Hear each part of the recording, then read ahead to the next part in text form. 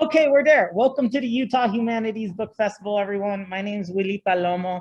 If you're joining us in the library, welcome. There's so many chairs. If you're joining us in the Zoom universe, welcome. There's so many internets all over. This event is a part of the 24th annual Utah Humanities Book Festival. And this annual free festival is our gift to the community. It allows us to talk to cool writers about their ideas. You can find a complete program at utahhumanities.org or on Twitter at Utah Book Fest. You can also find it on Instagram and Facebook normally at Utah Book Fest or Utah Humanities Book Festival.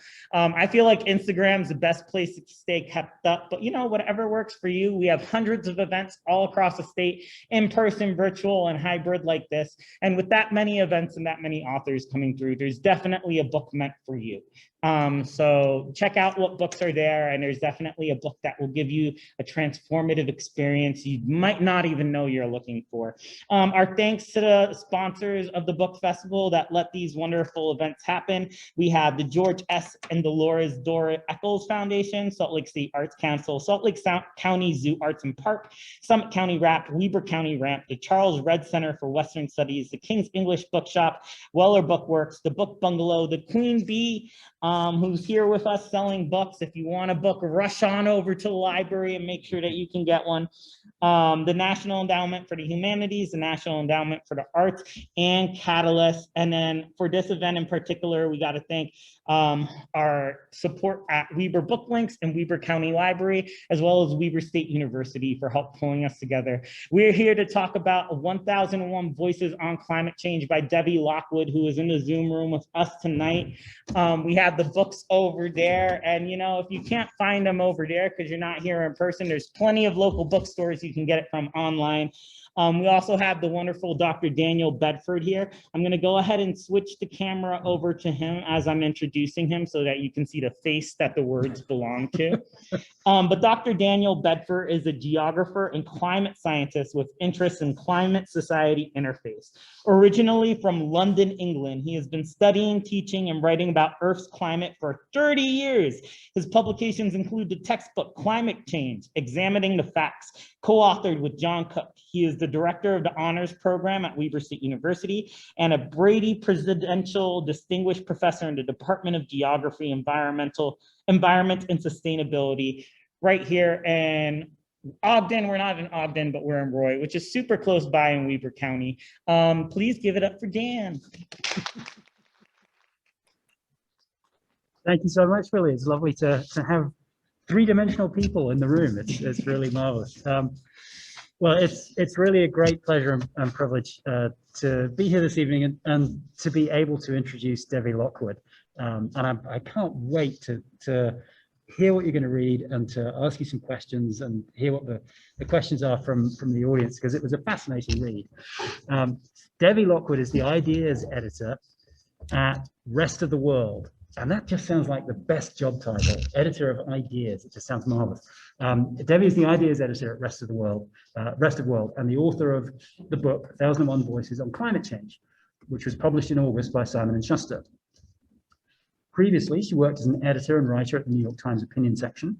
As a 2018 National Geographic Explorer, she photographed and recorded audio with ArtCirc, an Inuit Arctic performance collective. In 2019, she completed the graduate program in science writing at MIT.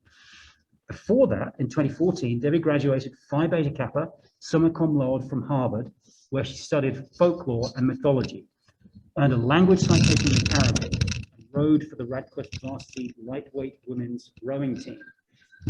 I was an oarsman myself when I was in college, so I know that is no small deal. Her work has been published in the New York Times, The Guardian, Slate, The Washington Post, Bicycling Magazine, Yale Climate Connections, and elsewhere.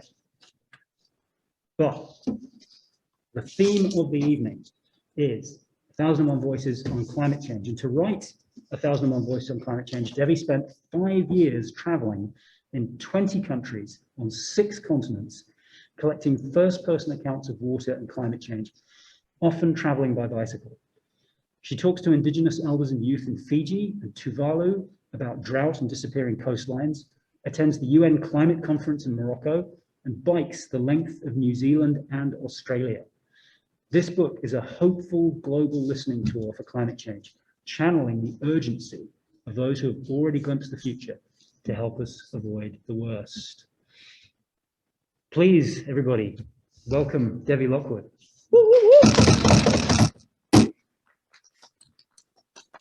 Great. Yay. Thank you all so much for having me. I wish I could be there three-dimensionally, but it's wonderful to have a hybrid event like this. And yeah, I'm so excited to talk with you about this book. It came out about a month ago and is the culmination of many years of listening. And I guess kind of the best way to summarize the inspiration for this project is that I was living in Boston during the Boston Marathon bombings and was an undergraduate student at the time. And we were on lockdown for a couple of days, which sounds like nothing now in the time of COVID lockdowns, but at the time it felt very significant. And the first thing I wanted to do once it was safe to go outside again was just to talk to people face to face and to listen to them, and also to remind myself that not everyone was murderous. And I was living in a cooperative house at the time, so I cut open a big cardboard box that we had a broccoli delivered in and wrote "open call for stories" on the inside of that. And I just wandered around the city for an entire day, listening to the stories that people had to tell me. And it was fascinating. I remember meeting a man who worked for the Public Transportation Authority who told me about the last cup of coffee he had with his mom, and a woman who was also wearing kind of a sandwich board sign downtown advertising parking in the Boston area, who told me that she had moved to the city after a big earthquake in Haiti and what it felt like to have left her family behind. And those stories felt sticky and interesting, and I didn't quite know what I was doing, but I knew I wanted to do more of it. And that summer I did a bike trip about 800 miles down the Mississippi River, recording stories from people I met along the way, again wearing that cardboard sign. And the farther down the river I rode my bike, the more stories I was hearing about both water and climate change in terms of intensifying storms and saltwater encroachment on the land, and people making the decision in some cases to leave a place that they had called home for generations in the aftermath of a big storm. And so when I returned home, I wondered what it might mean to put those stories of water and climate change in dialogue with stories about water and climate change from other parts of the world. It seemed to me like there was this big gap between what climate scientists were working on one hand and what the general public understood about the issue, and that storytelling might be a good way to help bridge that. And the first section, I want to read just two quick sections for you guys. The first one is about listening, and I want to start it with listening because I think that listening is so much of what we need right now in order to help, again, bridge that divide and communicate the issues better to each other. So it's from the introduction. It's called Deep Listening. Throughout the journey, I developed a method of deep listening. This was hard-earned and not instinctual. When I listened to early clips of my journey down the Mississippi, I cringe. I was too pushy. I spoke over storytellers, eager to insert myself. I listened only halfway, the other half of my mind on how I would respond or redirect the conversation next. I'm an auditory person. When I meet someone, the first thing I notice is the musicality of their voice, how they let the taste of a word linger on their tongue or send sentences flying into the ether. Breath, intonation, word choice. Sometimes my favorite thing to do is just close my eyes and listen. In Margaret Wheatley's 2001 article, Listening as Healing, written a few days after 9/11, she wrote, "Great healing is available when we listen to each other. No matter what we have experienced in life, if we can tell our story to someone who listens, we find it easier to deal with our circumstances. Listening is such a simple act. It requires us to be present, and that takes practice, but we don't have to do anything else. We don't have to advise or coach or sound wise," she continued.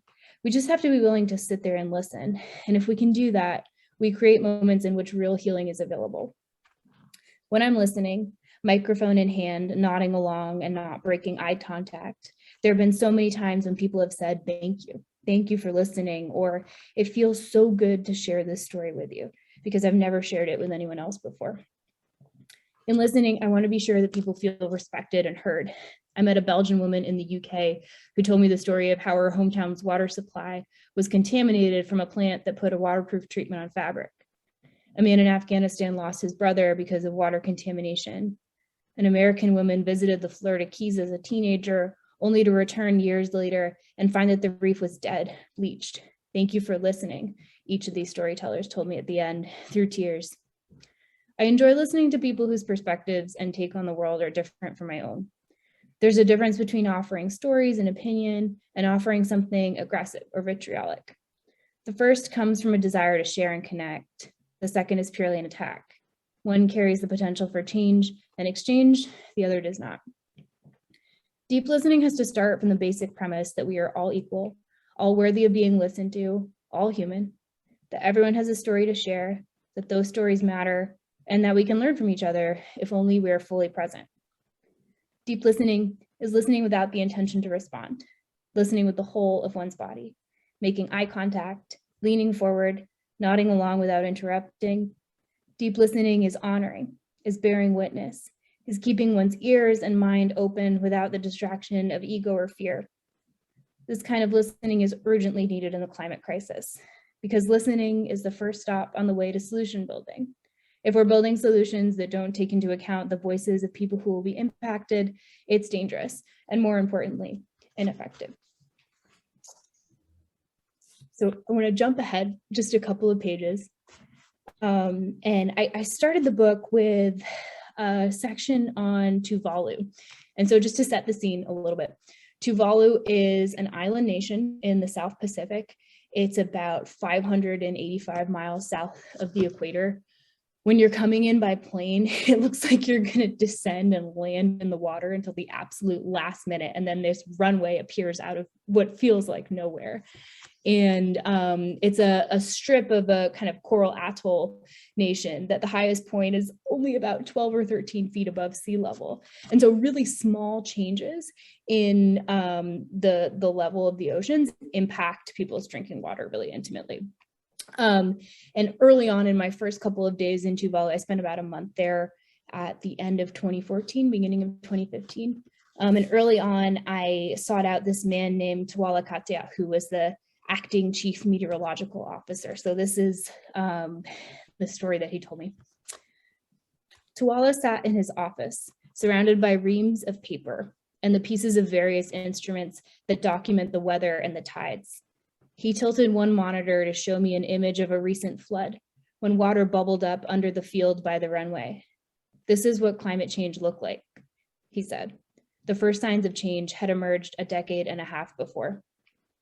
In 2000, Tuvaluans living in the outer islands noticed that their taro and pulaka crops were suffering, he told me. The root crops seemed rotten and the size was getting smaller and smaller. Taro and pulaka, two starchy staples of Tuvaluan cuisine, are grown in pits dug underground. This crop failure was the first inclination that something was wrong. Tawala and his team traveled to the outer islands to take samples of the soil. After a period of research, the culprit was found to be saltwater intrusion linked to sea level rise. Since 1993, a tide gauge at the main wharf has taken regular measurements. The seas have been rising at 4 millimeters per year since the Australian government started monitoring in the early 1990s. While this might sound like a small amount, this change has dramatic impacts on Tuvaluans' access to drinking water.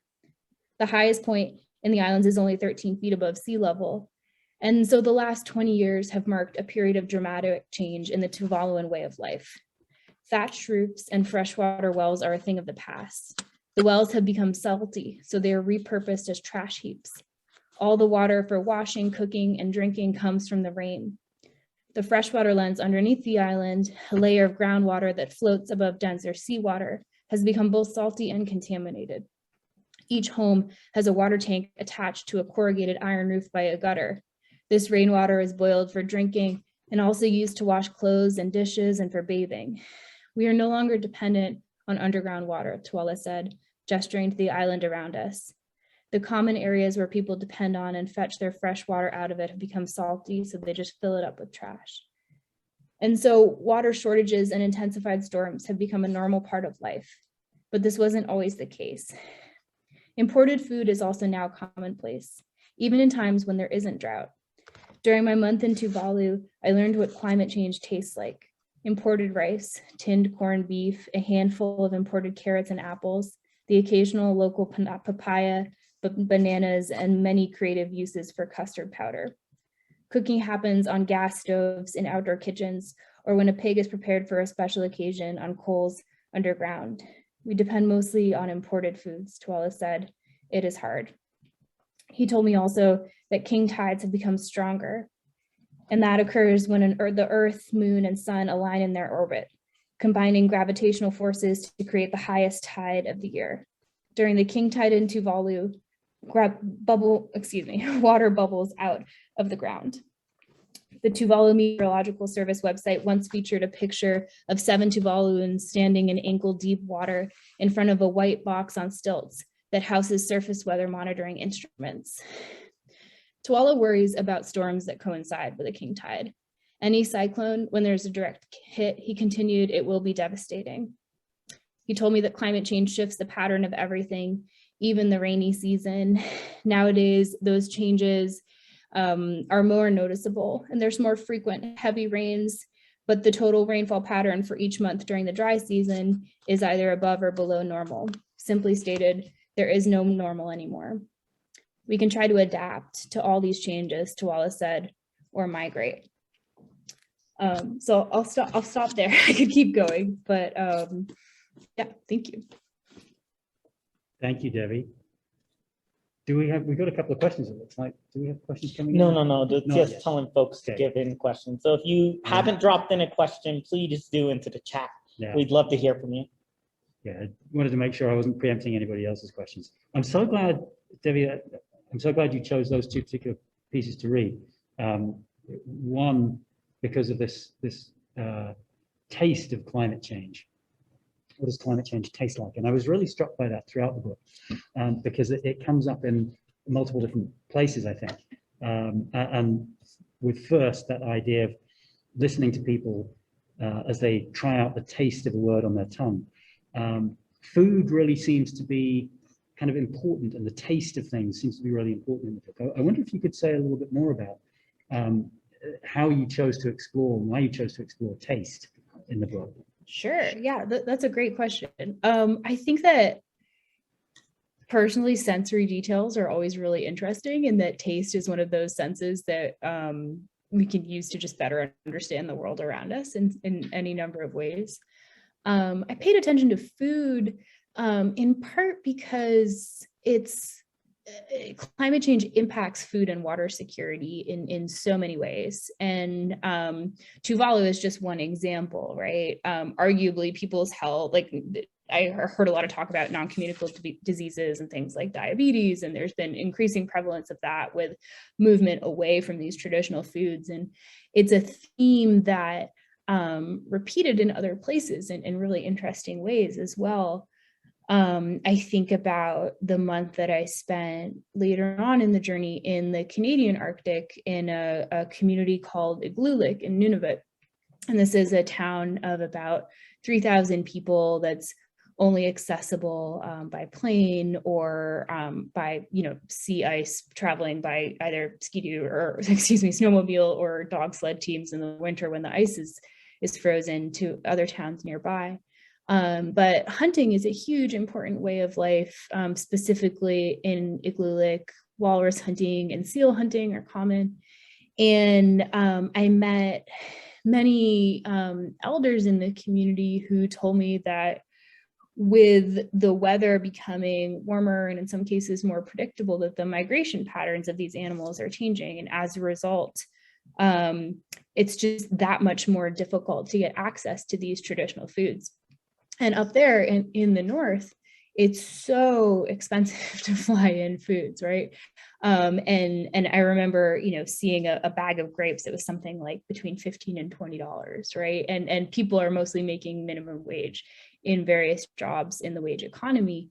But a movement away from traditional foods is just really devastating for a lot of people. And when you change the climate, I think one thing that it's hard to visualize climate change, right? It's one of those concepts that can feel really abstract and numerical. But when we think about changing temperatures or changing rainfall patterns and the impacts that that has on people's ability to either grow or hunt for food, then it makes it just that little bit more tangible and easy to understand. And so I think that's why I wanted to focus on it. And then the other piece of that is that food security intersects with migration as well. So I didn't read from this piece in the chapter, but I go on to discuss how Tuvalu has a relationship set up with New Zealand, whereby it's relatively easy for people to migrate. They sign up for kind of a visa lottery to move to New Zealand and have residency there. And there's a large expat community of Tuvaluans living in and around Auckland. And, it brings up big questions about what it means for home to exist in a different place and whether it's possible for a culture to survive outside of the original context of that nation, right?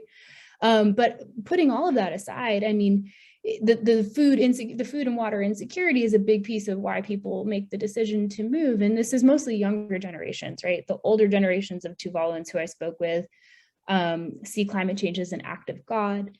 They don't want to leave home because the bones of their ancestors are buried in the front yard and they can't imagine leaving that, right? But for younger generations, they see their future as tenuous and only really possible somewhere else. And this was an interesting thing that I heard repeated in a different way in Thailand when I was riding my bicycle there. I met a modern dancer in Bangkok named Soon, who we were kind of sitting on the side of a road. It was a brutally hot day, but at night it was cool. Waiting for the rainy season to arrive because it was a bit later than it had been. And that pattern was again becoming more unpredictable. And rice farming is huge in the rural areas of Thailand. And he came from generations of rice farmers in the north. And he told me that he moved to Bangkok, like many Thai people his age, because the rainfall patterns were becoming so unpredictable that rice farming wasn't really as viable a path for the future as it had been for generations before. And so he came to Bangkok in search of work. And it's just a theme that kind of repeats in so many different contexts. Thank you. I think it strikes me that what you're able to do in the book with the stories and storytelling is humanizing the impacts. Because as you say, it's often described in this very cold, abstract scientific terminology of sea level rise in millimeters, temperature change in degrees Celsius, radiative forcing and all the rest of it. And the stories make it human, so we can really see the impact. Thanks. Yeah, that was my intention. And I'm glad that came across. The other thing I was really eager to do was to speak with climate scientists, and I loved learning about Antarctic ice core science and thermohaline circulation, and scientists who were looking at El Nino and La Nina weather fluctuations globally by taking X-rays of coral. Coral has growth rings like trees, right? And I think one of the really fun parts about doing those interviews, or what I loved, was kind of the creative challenge of asking the right question that would unlock the jargon, right? Because I wasn't trained, and jargon's important, right? It's the shorthand that scientists use and other experts in all fields use to communicate with each other. But it can also be alienating to people who aren't trained in that specific field. And so kind of taking the science out of its jargon became this fun creative challenge of, asking questions and wondering, okay, is it like this? And how can I compare this to something someone might find in a grocery store? Or there's so many metaphors that exist. But it was really enjoyable to get to that point in the interview where it felt like if I could understand what was going on, then I felt like I could explain it to a reader in a more accessible way. And that's just so much of what we need, I think, at this moment, is more and better science communication in order to bridge that gap so that people don't feel quite so put off by it. Yeah, absolutely. Yeah, your comment about the questions and asking the questions of the scientists reminds me of another question that I had while I was reading. And not so much for the scientists, obviously, because the questions there would be, more specific and probably somewhat more technical, but I wondered in reading some of the questions, and you often don't include your own questions. You let the people tell the story. But every so often you have an example of a question that you asked. And I wondered, because some of these questions are quite deep and quite thought-provoking and challenging. And I was reflecting on how I'd be able to answer some of those questions if they were asked of me. And I'm thinking particularly there's a section where you're talking with Gary, the skipper of the Pelican, and you ask him, what do you like most about being on the water? Did you find that people ever got stumped by the questions that you asked them? Ooh. Yeah, I don't know. I mean, I think sometimes we moved around questions. I have this kind of complicated relationship with asking questions. I think in part because the cardboard sign was such a useful prompt, right? People knew more or less what I wanted, just a story about water, a story about climate change. And then it was very deliberately very open-ended. And I think that did make some people uncomfortable where they wanted to be prompted more with questions. And I learned that it was okay to ask questions, right? But I was kind of having this pendulum swing reaction to listening to myself in those early recordings down the Mississippi, where I was asking too many questions and not actually letting other people speak as much as would, lead to a more interesting place in the conversation. And so I think I was able to kind of reach into a happy medium after doing several hundred of these interviews, right? Where it felt like if someone wanted to be prompted further, I could ask them a question.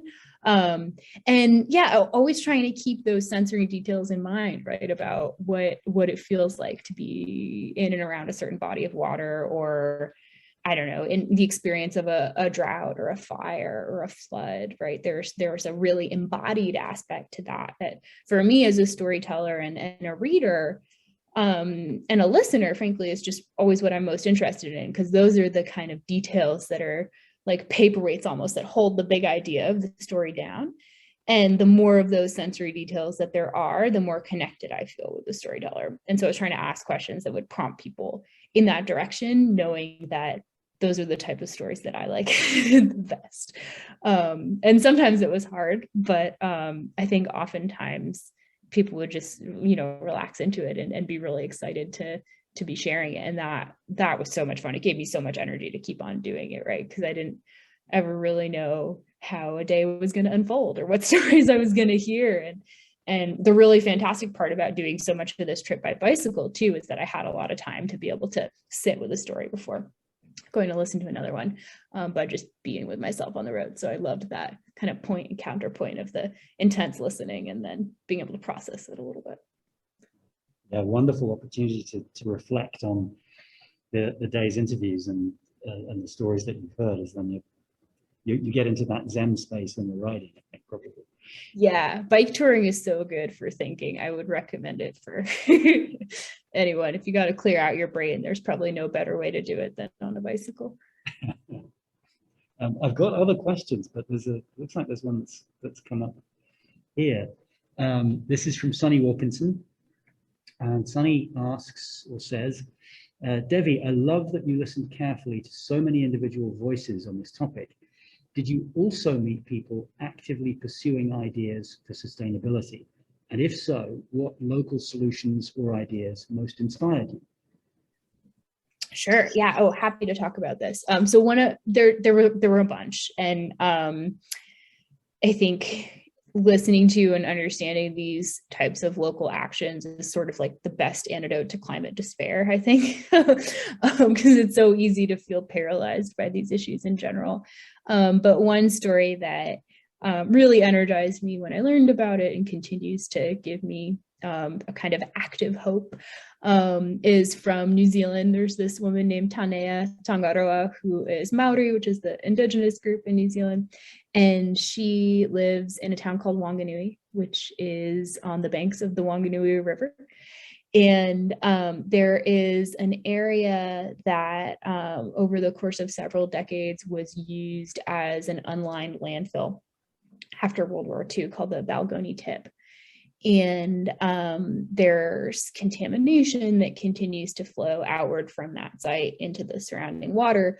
But also there was kind of a problem with several species of invasive plants and animals that were coming into that area. And Tanea and I believe a few other members of our community too got together, and over the course of 20 years, they took time to restore this area that had formerly been a wetland before it was used as a landfill. And so they were pulling out those invasive plants and setting traps for invasive species like stoats and ferrets. And it got to the point where some native birds were returning, and she told me about, we went to the site and walked through it together. It was kind of this like squelchy mud. And she told me about the sense of calm that she feels in listening to the bird calls of those birds as they return, and they all have their names in Maori. And she kind of sang a song of welcome and talked about the language of the natural world and what it means to slow down enough to listen to that. And then a big piece of what she's been doing in addition to that wetland restoration is using the ripo, the wetland, as a site for environmental education for the kids in her community.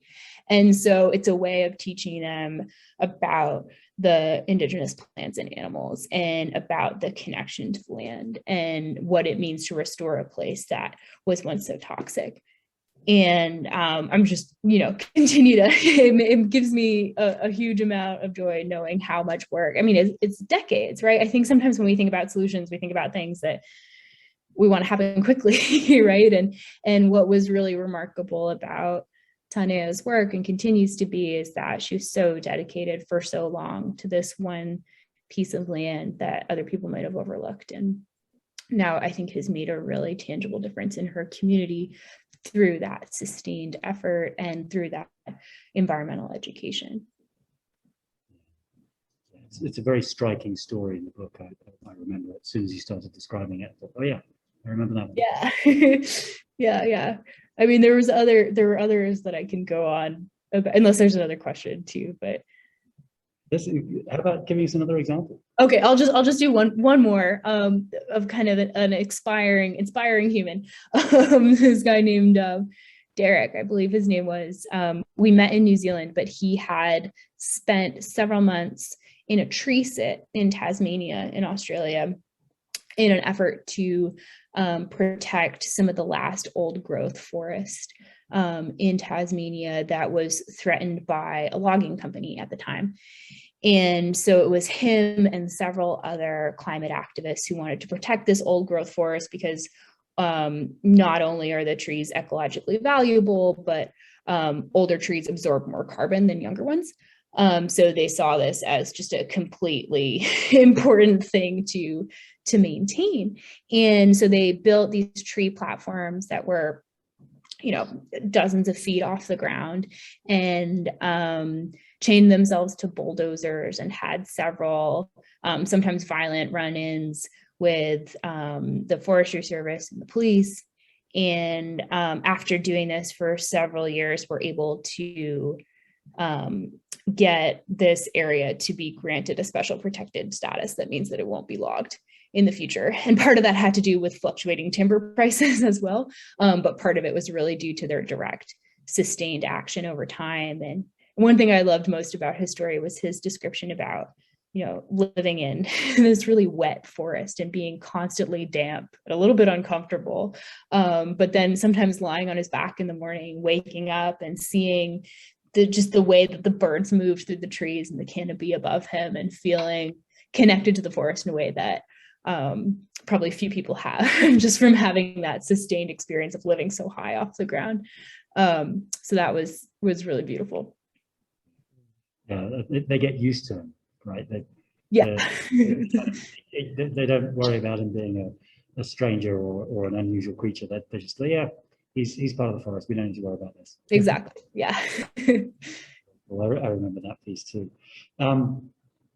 Debbie, something that you mentioned earlier was the cardboard sign, and sure. A thought occurred to me.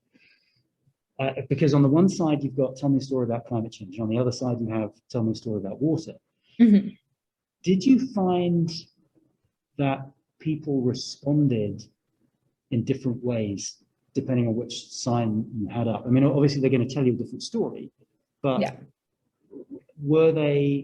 did they tell you different kinds of stories when it was water versus climate change? Did they approach you in a different way? How did it change the nature of the interaction that you had with them?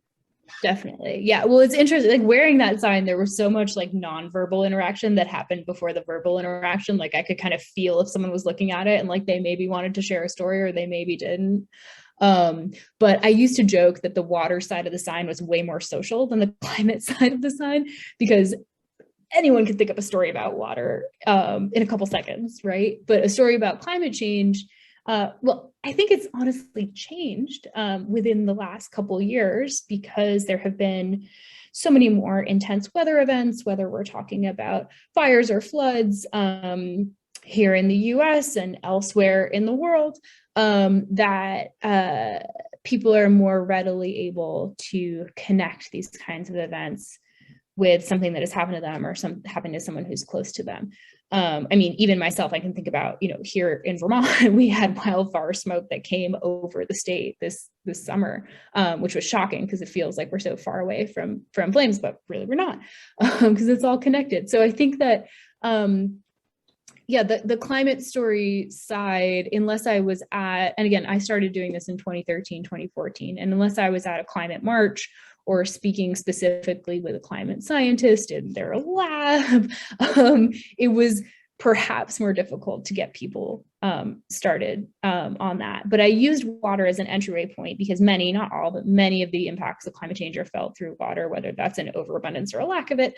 And I was also really interested as a student of folklore and mythology in the ways that water is, I don't know, the stories that we tell about water, I think, are the stories that we tell about ourselves in some way, or the place that we call home, right? And there's this way in which, there's this great folklorist, Keith Basso, he has this book called Wisdom Sits in Places, and it's about place names of the Western Apache people. And so he spent time documenting how each name for each place has a story about something that happened in that place that's kind of wrapped up in the place name. And so I was curious about how the stories that we tell about the bodies of water that surround us are ultimately a reflection of like who we are and where we're at, and also how those stories change over time. So it felt connected to me. So yeah, but it was always just, the cardboard sign was a conversation starter.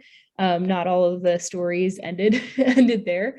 But I found a really great way to kind of break the ice and find a way of connecting with people across any number of lines of difference.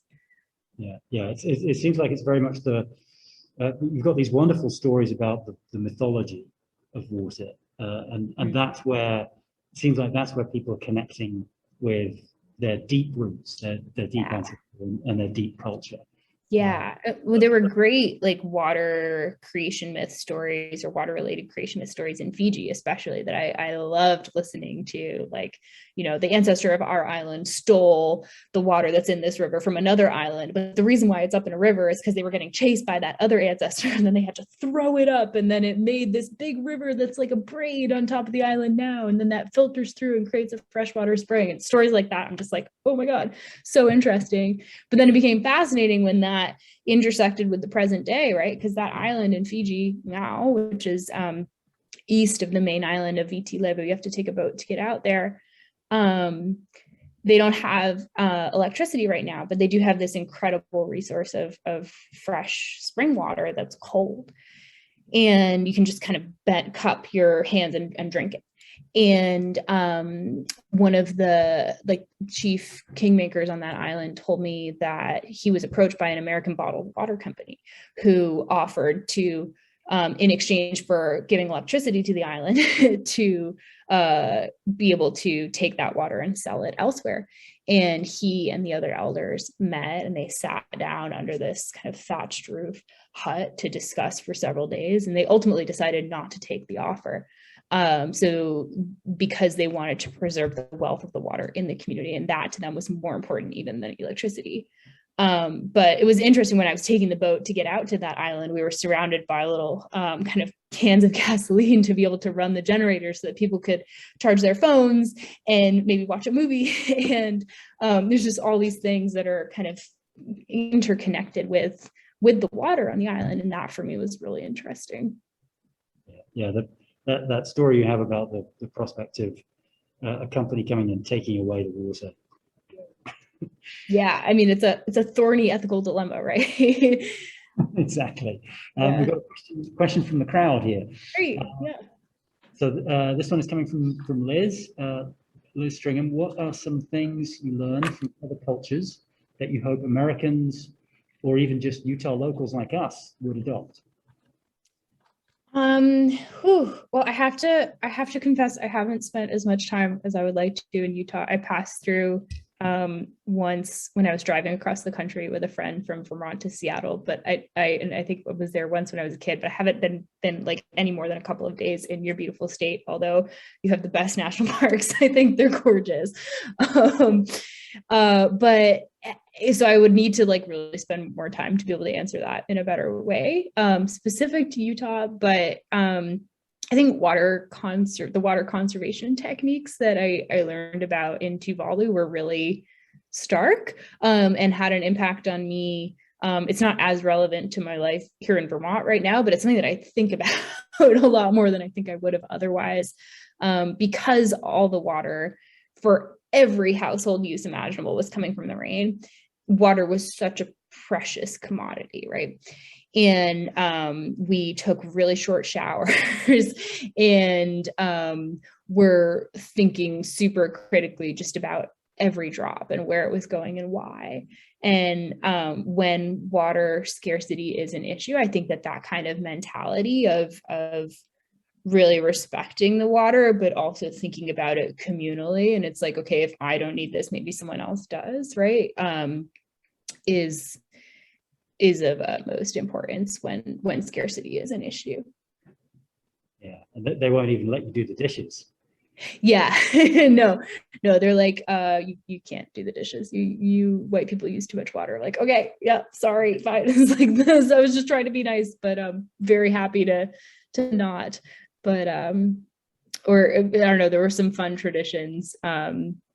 I wouldn't necessarily say that like we need to adopt this right away, but because laundry days were very limited, it was kind of like the lowest thing on the totem pole. Only if there was an excess of water would we put on a load of laundry. And so there's I don't know if this is like necessarily connected, but it was one thing that I really loved, just thinking about culture and joy and the traditions that exist in other places.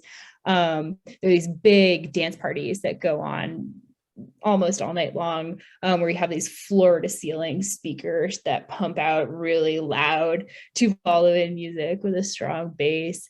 And people will get up to dance, and everyone's sitting around kind of the edge of a thatched large hall that's like has a thatched roof and open air otherwise, and people will get up in groups of 2 or 3 to dance together. And if people like their dancing, then they have a bottle of perfume that they bought with them, and you just go and you just like douse the other person in an X of perfume who's dancing. Oh, I just thought that was super fun because it serves 2 purposes, right? But yeah, it's always fun, those kind of unique traditions. I mean, even in a place that is projected by some estimates to become uninhabitable within my lifetime, there's so much joy and there's so much life and so many fantastic, unique traditions that are so specific to that place. That's such a great antidote to the climate despair, hearing the story there. Yeah. I mean, humans have an incredible capacity for joy. So. There's another question from the crowd. This one is from Emma Bedford, who is actually, full disclosure, this is my 12-year-old daughter. Oh, hi. Emma asks, what are some of the most surprising things you learned from your journey? Most surprising things you learned? Ooh, surprising. I'm gonna have to think of some good specifics. Well, I don't know, there's a lot of talk recently about supply chains and the ways that COVID has disrupted supply chains. And I hadn't really thought much about global shipping and the interconnectedness of the global economy until I was challenged by some wonderful climate activists in New Zealand to think critically about my environmental footprint, specifically the environmental footprint that I was kind of contributing to by flying so much. And while I was riding my bicycle, for the most part in many countries, I was flying to get from place to place. And so I went online to one of those environmental footprint calculators, and sure enough, flying was disproportionately contributing to my carbon footprint compared with anything else that I could do. So I decided to give myself a creative challenge to see if I could not fly for a year, which I get isn't that long, but also you can sort of divide the earth neatly into the land hemisphere on one side and the water hemisphere on the other. And New Zealand is right in the middle of the water hemisphere. It's just surrounded by a lot of ocean in that part of the world. So I decided to crowdfund the money to take a cargo ship from New Zealand to Australia, and then spent about 6 months cycling up the east coast of Australia, and then hitched a ride on 2 sailboats, one of which I thought was going to bring me to Indonesia. It didn't work out. I ended up on another sailboat going south, and then on another cargo ship back in New Zealand. And then at that point, it had been about a year, and I gave up and bought a cheap flight to Bangkok. But I mention all of this just to say that it was really fascinating to learn about the global engine of shipping, because the container ships that I was on carry, I mean, you'll see the big containers that say like Maersk or Hamburg Süd or any number of names on the side. And they're kind of like big Lego blocks. There was this standardization that happened in shipping in the 20th century, where before that, everything would be kind of chaotically loaded into the hold, but now everything goes into that shipping container, which you can put on the back of on a truck or a train. But they get kind of added, and the crew on the ship didn't even know was inside the containers, but you could see which ones were refrigerated because they kind of glowed at night a little bit. But it was really fascinating being at the port and watching this ballet of the containers being loaded and unloaded, and hearing some of the stories about the crew and they have a really grueling lifestyle of, almost what feels like 24-hour days for a certain part of the year. And then they're back at home for several months. But that was, kind of endlessly fascinating and surprising in a direction that I did not think the journey was going to take when I got started. But I thought it was just going to be a year, but it kind of was, I was having too much of a good time and realized that it would behoove me to lean into slowing down and just kind of going with the flow of it a little bit. So things got kind of chaotic, but in a fun way. I found that chapter fascinating too, the time you spent in the container ship. I've got a couple of other questions. I want to make sure I'm not stepping over anyone who's contributing so far, so good. So Debbie, one of the things that you close the book with is the deep listening again. So you open the book with that, and then you close it with listening. And and you ask, or you say that one of the things that deep listening can bring is a sense of compassion. That's something that seems to be in desperately short supply and that we really need. And I'm wondering if you came across, you have some very frightening stories actually about aggression that you encountered.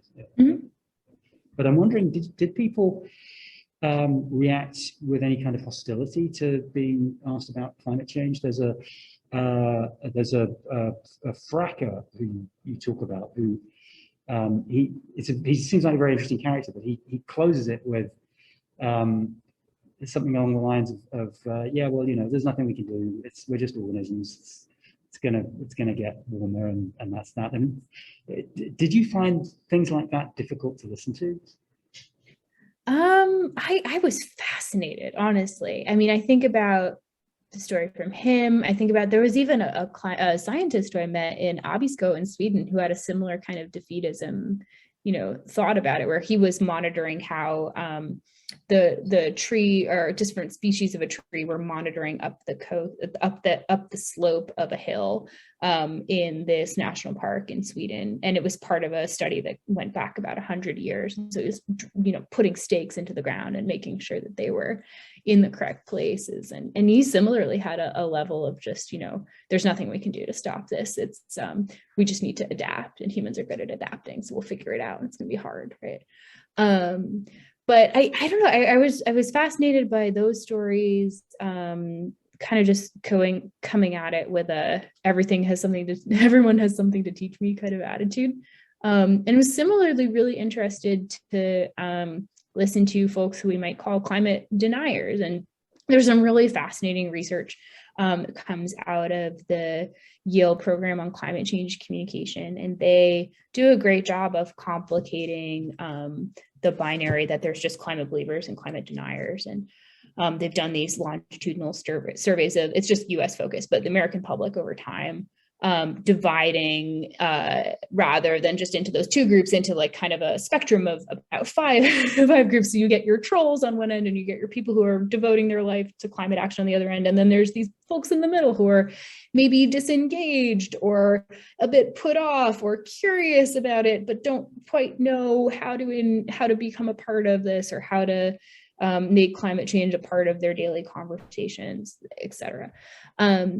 And so I did meet some people who were fully on the denial side. And what was really interesting to me in those conversations were that, like I remember this couple, Bill and Julie, I'm telling a lot of New Zealand stories today for some reason, but they were also in New Zealand.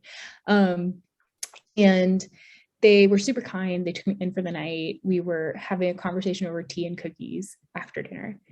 And they told me that they just thought climate change was a hoax, and that someone must be profiting off of this, and that when they watch the nightly news and they're talking about climate change, they see the same image, same video recycled of an iceberg falling into the water. And for them, it was just like completely unbelievable because it was always the same video, right? And I think for me, this got back to something that's, just the importance of science education, right? Because I think that Bill and Julie were really put off by what they heard, but didn't have a way of being able to access it or bring it into their understanding of the world. And so they were trying to fit it into, it didn't equate, right? And that for me is a fault of science education and science communication, really, so that there has to be a better way of explaining these issues to folks who don't have that background. But I think that listening to all types of stories is really important. And yeah, I wouldn't say that like hostility was really a part of it. People were so open and welcoming around the world, and I'm really, really grateful that so many people took the time to share those stories with me, because it was yeah, just super interesting. And I think most interesting to have all of those stories in dialogue with each other.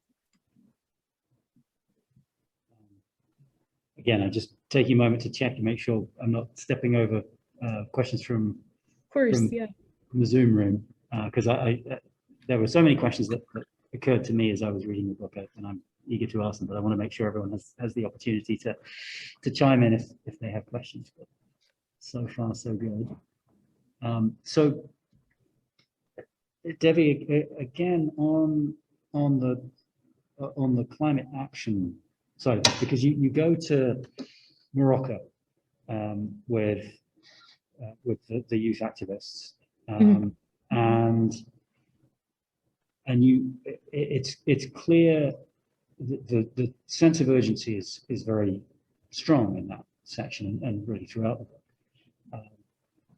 And you also at the end talk about the need to slow down and slow cycling, and that's something that really spoke to me is the need for, is this kind of crazy rush to do more, be more, accomplish more, see more. Let's put brakes on all of it.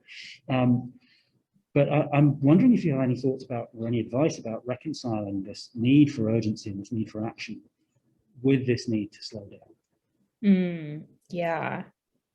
I mean, I think there's times to go fast and there's times to go slow, right? And times to go fast are things like, I don't know, pushing for the kind of systemic change that's actually going to move the needle on climate globally, whether that's getting major institutions to divest their fossil fuel investments, or I don't know, I think about the protests that are happening at Line 3, where folks are putting their bodies on the line in order to target fossil fuel infrastructure that will lock in emissions for decades, if not generations to come. There's so much urgent work, but I think that it's important to distance that from, it's kind of like the systemic way of looking at climate change and the individual way of looking at climate change. So that maybe the individual way might be